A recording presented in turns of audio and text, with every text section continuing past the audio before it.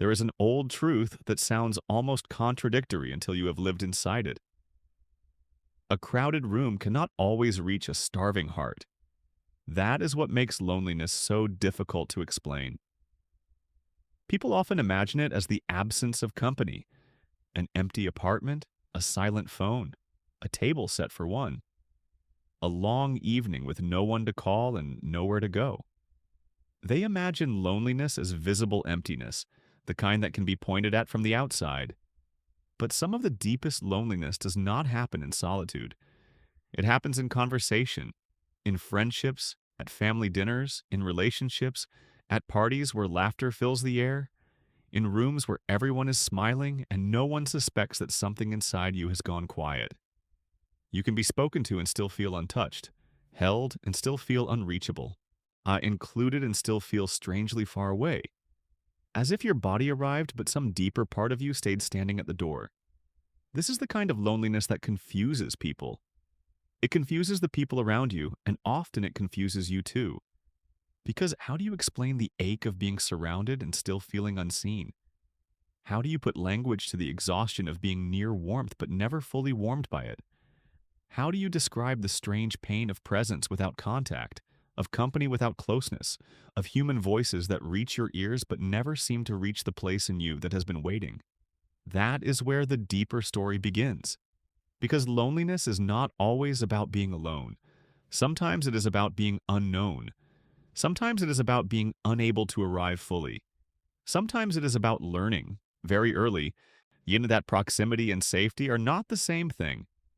And once a person has learned that, connection can become a strange landscape. They may move through social life competently enough. They may talk, laugh, work, respond, participate. They may even be liked. But beneath all of that, another experience may be unfolding quietly. A private sense that no one is really touching the truest part of them. Or perhaps an even sadder feeling that no one can. That kind of loneliness does not always look dramatic. It may look like politeness, functioning, good conversation, a person who knows how to appear present. But appearances can be a very smooth kind of distance, a polished surface under which the deeper self remains untouched, like a river running beneath winter ice. And perhaps that is why some people can spend entire years feeling lonely in the middle of otherwise ordinary lives. Not because no one is there, but because being there is not the same as being reached. Music. There is a painful myth many people inherit without ever naming it. The myth says that if you are around enough people, if you stay busy enough, if you remain socially connected enough, loneliness should disappear, as though human presence automatically creates emotional closeness, as though being seen physically guarantees being felt psychologically. But human beings do not hunger only for presence. They hunger for resonance, for the feeling that something inside them has been recognized without too much explanation. For the rare moment when another person seems to meet not the performance, not the role, not the edited version, but the quieter self underneath. The self that is harder to show, harder to translate, harder to keep intact in the company of others. And when that resonance is missing, loneliness can survive almost anywhere.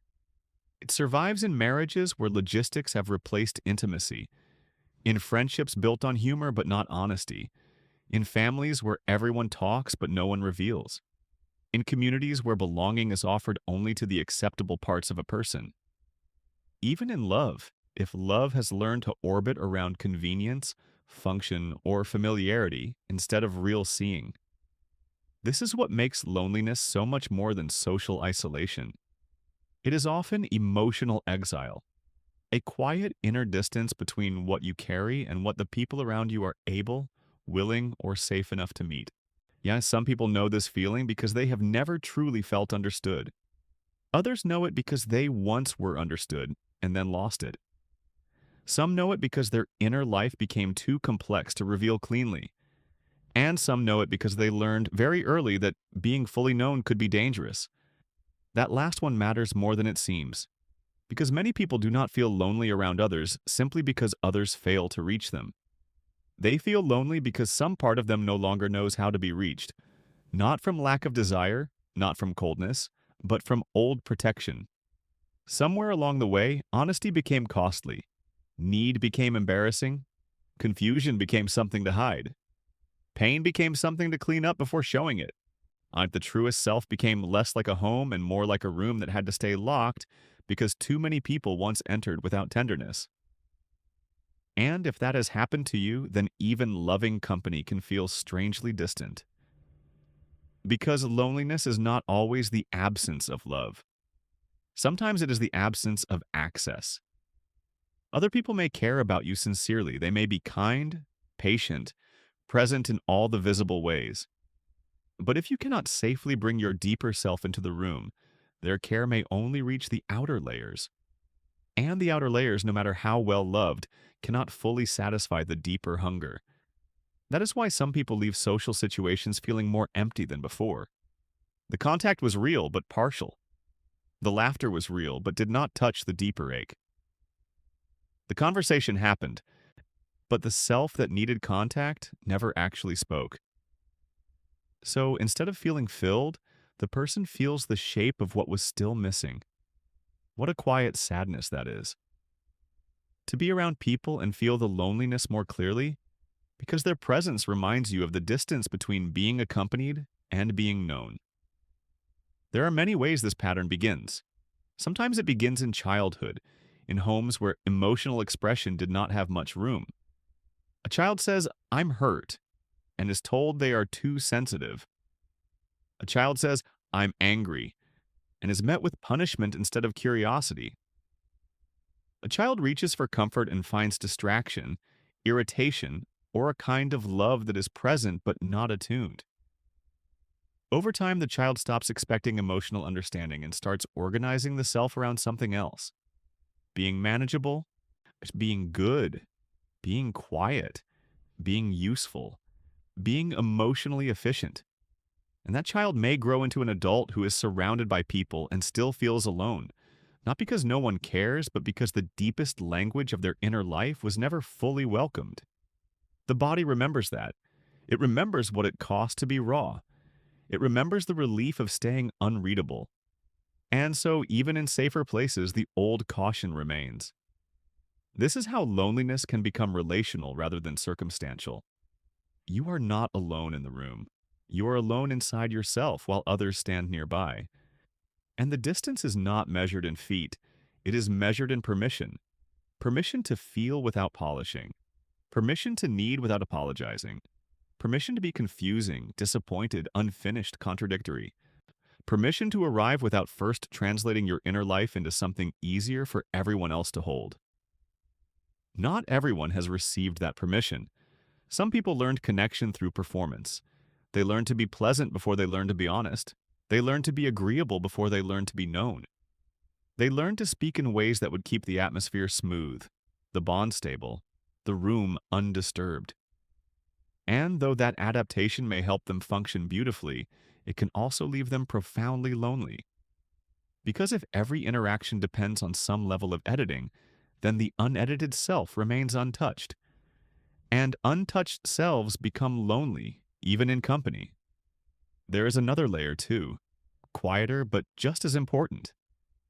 Some people feel lonely around others because they have become strangers to themselves.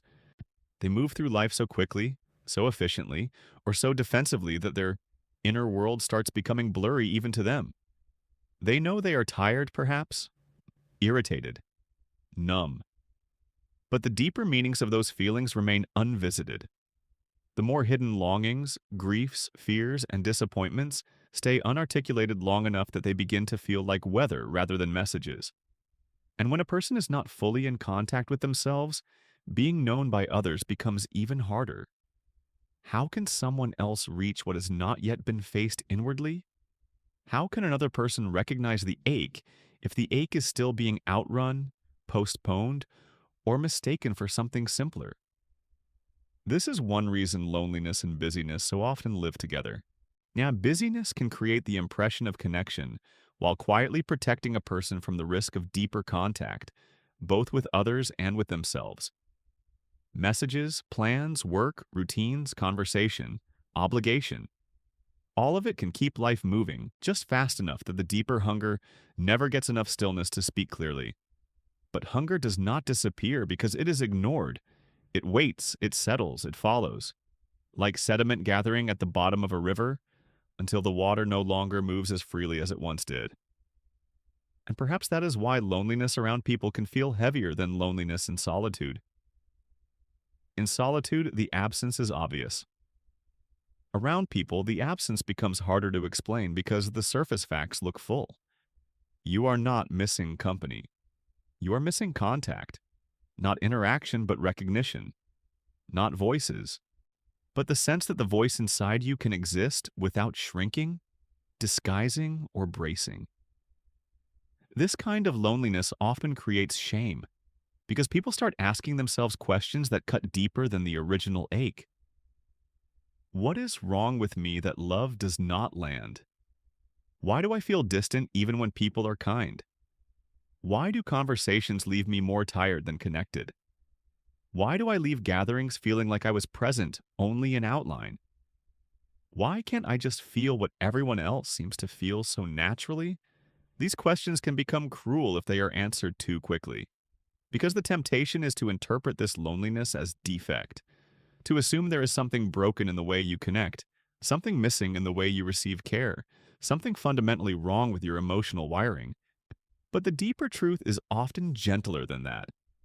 Many people feel lonely around others not because they are incapable of intimacy, but because their nervous system has learned caution around being fully real, caution around relying, caution around reaching, caution around revealing the parts of themselves that once brought misunderstanding, criticism, dismissal, or shame.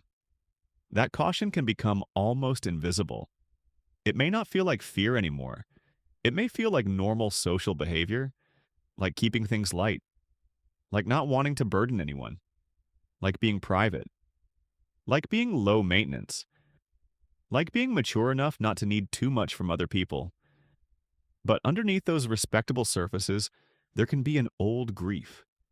The grief of needing deep contact while no longer trusting the conditions under which it can happen. So the person stays half visible, and half visibility creates a peculiar kind of loneliness.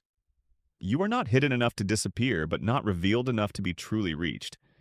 You remain socially available, emotionally edited, close enough to participate, far enough to survive. It works. It keeps life moving. It often wins approval. But it can leave the soul hungry in ways few people around you suspect. This is why some people become the most socially fine versions of lonely. They answer messages, they show up, they are liked, they contribute, they joke, they understand. They know how to make others comfortable. And still, when the day is over, something in them remains untouched. Sometimes they cry and cannot fully explain why. Sometimes they withdraw and call it tiredness. Sometimes they feel empty after events that were supposed to feel warm. Sometimes they sit in a room full of people and quietly wonder whether anyone would notice if they disappeared inwardly because, in some ways, they already have. That kind of loneliness is not attention-seeking. It is not ingratitude. It is not failure. It is often the natural result of a life in which connection has not consistently meant emotional safety. And safety matters more than people admit. You do not open deeply because opening is morally good. You open when your body believes that what is inside you can survive being seen. If what is inside you once met ridicule, indifference, or correction, then even kindness in the present may take time to feel believable. The body remembers older rooms, older faces, older outcomes. It does not care only about logic. It cares about pattern, about history, about what being known has meant before. That is why loneliness can persist even in the presence of loving people. Love may be present, but trust may still be learning the room. And while trust is still learning, loneliness often sits nearby. Quiet, intelligent, unwanted but understandable. There is also another painful truth. Some people feel lonely around others because the people around them genuinely do not know how to meet them. Not because they are cruel, Sometimes simply because emotional depth is not a language everyone speaks.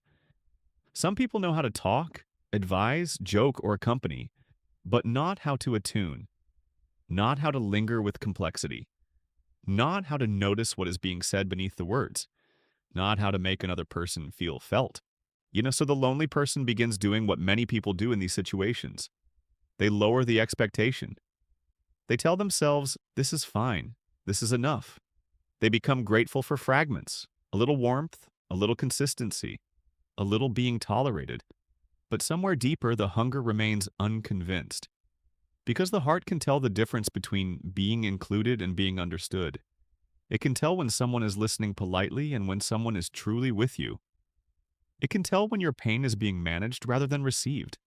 It can tell when a relationship is built on habit, role, or convenience rather than true emotional contact. And when that difference is felt repeatedly, loneliness begins to sharpen, not always into bitterness, sometimes into sadness, sometimes into a quiet resignation, sometimes into the private belief that this is just how life is, that human closeness is mostly approximation, that to be fully known is a beautiful idea but not a realistic one.